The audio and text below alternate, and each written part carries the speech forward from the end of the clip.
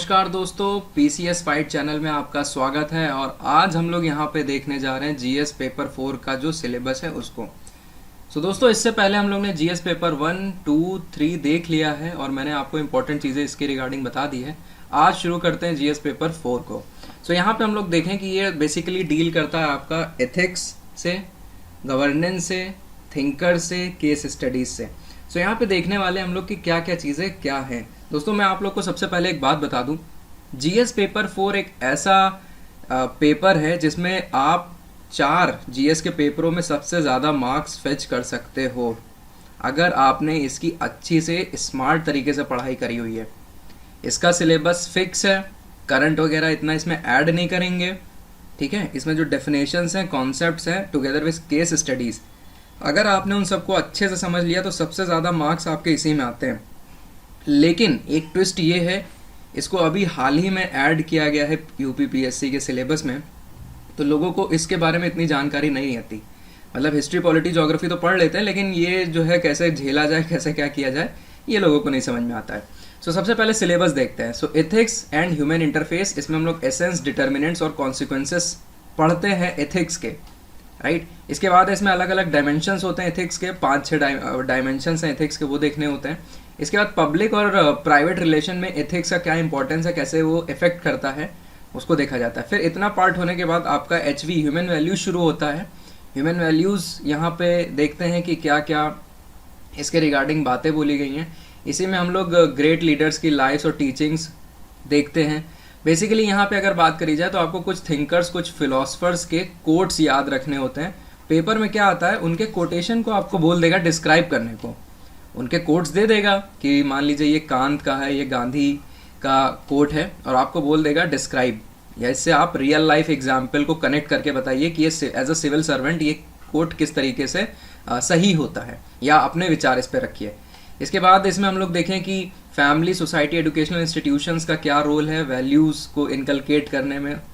इसके बाद यहाँ पे आता है दोस्तों एटीट्यूड। एटीट्यूड कंटेंट क्या है, मैटर क्या है, वो आपको समझना होता है। इसका स्ट्रक्चर क्या होता है, फंक्शन क्या होता है, और इसका रिलेशन एटीट्यूड का हमारे थॉट और बिहेवियर के साथ कैसा होता है। जैसे हम लोग किसी को इंसान को बोलते नहीं इसमें बहुत ज़्यादा एटीट्यूड है, तो ये वाला एटीट्यूड नहीं है, इसको उस तरीके से मत लीजिएगा।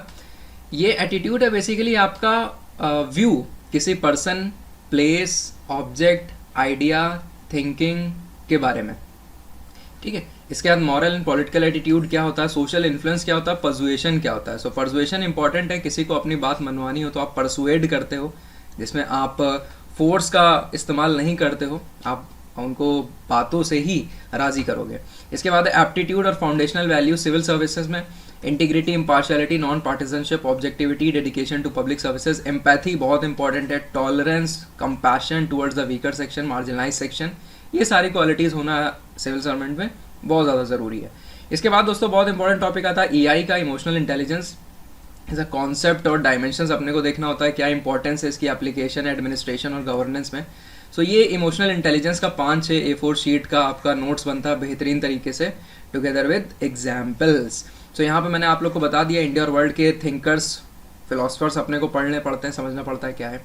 इसके बाद यहीं पे देखें पब्लिक सर्विस वैल्यूज़ और एथिक्स इन पब्लिक एडमिनिस्ट्रेशन, उसका स्टेटस और प्रॉब्लम क्या है, क्या क्या प्रॉब्लम है इसमें पब्लिक एडमिनिस्ट्रेशन वैल्यूज़ और एथिक्स में। इसके बाद ethical concern and dilemmas in government and private institutions, क्या क्या एथिकल कंसर्न और डिलेमा होते हैं। बेसिकली ये केस स्टडी वाला ही पार्ट है। Laws, rules, regulation, conscience as a source of ethical guidance. तो यहाँ पे ये समझिए, conscience as a source of ethical guidance, conscience मतलब आपकी आत्मा। तो आपको समझना होगा किस तरीके से ये आपका जो बिहेवियर है उसको एक तरीके से इफेक्ट करती है, और इसके क्या क्या अलग अलग नुआंसेस हैं।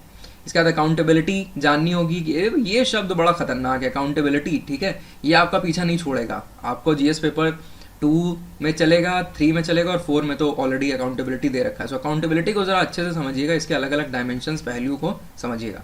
एथिकल गवर्नेंस क्या होती है दोस्तों, एथिकल गवर्नेंस पहले तो गवर्नेंस समझो, फिर एथिकल गवर्नेंस समझो, फिर ई गवर्नेंस समझो, तो ऐसे ही आपको डिजिटल गवर्नेंस समझो, काफ़ी तरीके की गवर्नेंस होती है। इसके बाद strengthening of moral values in governance, ethical issues in international relation and funding, corporate governance का ये इंपॉर्टेंट है। कॉर्पोरेट गवर्नेंस, इसमें हायरार्की वगैरह देखने को मिलती है, और क्या क्या वैल्यूज़ रखनी चाहिए जिससे कि एक कंपनी की जो छवि होती है, जो ब्रांड होता है, ब्रांड इमेज होती है, वो डिमोलिश ना हो पाए। सो क्या क्या ऑफिस में सेट ऑफ नॉर्म्स और वैल्यूज़ होनी चाहिए, तो कंपनी की तरक्की के साथ साथ अच्छे तरीके से चल भी पाए। कॉर्पोरेट गवर्नेंस में ये ध्यान रखना होता है। इसके बाद दोस्तों एक शब्द होता है प्रोबिटी। तो ये प्रोबिटी क्या होता है गवर्नेंस में, इसको आपको समझना होगा। Concept of public service, philosophical basis of governance and probity, information sharing, transparency. ये बहुत ज़बरदस्त शब्द है, ट्रांसपेरेंसी। इसके बाद इसी में आपको आरटीआई पढ़ना होता है, code of conduct, code of ethics, COC, COE. और आपको देखना होता है कि इन दोनों में क्या क्या डिफरेंस है। सो डिफरेंस हमेशा तैयार रखिएगा इन दोनों के बीच में, ऑलरेडी सवाल यूपीएससी में पूछा गया। इसका सीसी सिटीजन चार्टर बहुत इंपॉर्टेंट है, कहाँ से लिया गया, इसके क्या इंपॉर्टेंस है, क्या सिग्निफिकेंस है, क्या लैक्यूने हैं, क्या चैलेंजेस है, कैसे इसको सुधार सकते हैं, ये सारी बातें। वर्क कल्चर का कॉन्सेप्ट आपको अच्छे से समझना होगा। वर्क कल्चर क्या होता है, क्वालिटी ऑफ सर्विस डिलीवरी कैसे आप इम्प्रूव करोगे, क्योंकि आपके पास दोस्तों क्या होता है, आप एक जिले में अच्छी खासी पोस्ट पे होते हो जहाँ पे आपको रिसोर्सेस आपके हाथों में होते हैं। उस रिसोर्सेज का बेटर तरीके से यूटिलाइजेशन कैसे किया जाए और उसके पीछे क्या क्या वैल्यूज़ काम करती हैं, कैसे उस क्वालिटीज़ को आप इम्प्रूव कर सकते हो। सो पब्लिक डिलीवरी मैकेनिज्म ये होता है। इसका करप्शन दोस्तों, ये तो बहुत इंपॉर्टेंट ज़बरदस्त चीज़ है।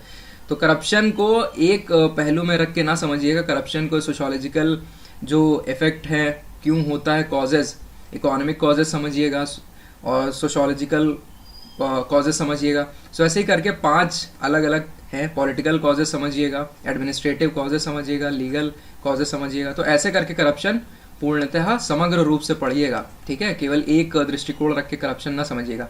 फिर इसके बाद सॉल्यूशन क्या हो सकता है इन सब का, वो देखिएगा।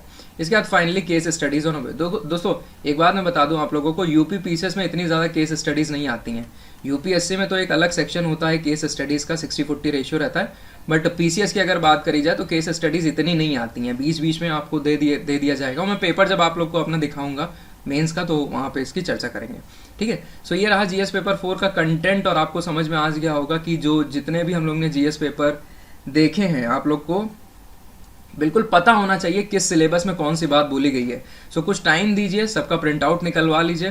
टेलीग्राम चैनल का मैंने लिंक डिस्क्रिप्शन बॉक्स में दे रखा है, सब लोग ज्वाइन कर लीजिए। वहाँ मैं समय समय पर पीडीएफ अपलोड करता रहता हूँ, सिलेबस की भी अपलोड कर दूंगा, ठीक है। So thank you.